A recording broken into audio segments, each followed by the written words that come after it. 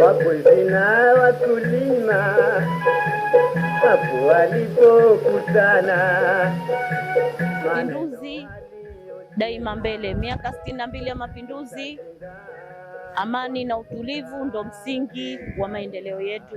Nipende kuwakaribisha sana wananchi wa mkoa wa Kaskazini Pemba na wale ambao wako nje ya mkoa wetu wa Kaskazini Pemba katika ufunguzi wa barabara yetu hii ya Chake Wete, barabara ambayo kesho tarehe 8 saa 8 inatarajiwa kuzinduliwa na daktari wetu, dokta wa maendeleo, kipenzi chetu, rais wa Zanzibar na mwenyekiti wa Baraza la Mapinduzi, Dr. Hussein Ali Mwinyi. Hima wananchi sote wa kisiwa cha Pemba tujitokeze kwa wingi kuja kuziunga mkono juhudi za Dr. Hussein Ali Mwinyi kwenye masuala mazima ya kimaendeleo.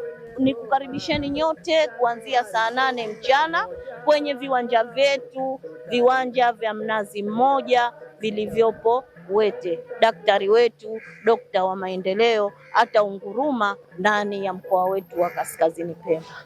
Wananchi wote karibuni kwenye uzinduzi wa barabara ya Chake Wete yenye urefu wa kilomita 22.2 ambayo itazinduliwa na Mheshimiwa Rais wetu wa Zanzibar na mwenyekiti wa Baraza la Mapinduzi, Dr. Hussein Ali Mwinyi, kesho kwenye viwanja vya Mnazi Mmoja Wete.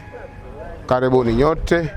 Ni waombe wananchi tuangalie suala la uhifadhi wa barabara yetu, namna ya kutumia katika maeneo ya road reserve kwa wananchi. Ni waombe sana tufanye mawasiliano ya karibu kwa mamlaka zinazohusika ili tuepushe changamoto ambazo zinaweza kujitokeza kwa wale watu wote ambao wamejenga kwenye maeneo ya hifadhi ya barabara. Karibuni sana, karibuni Wete, karibuni. Shughuli itaanzia Meli 5.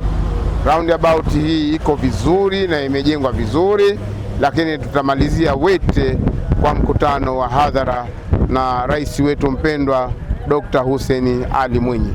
Karibuni wote. Tunakutuma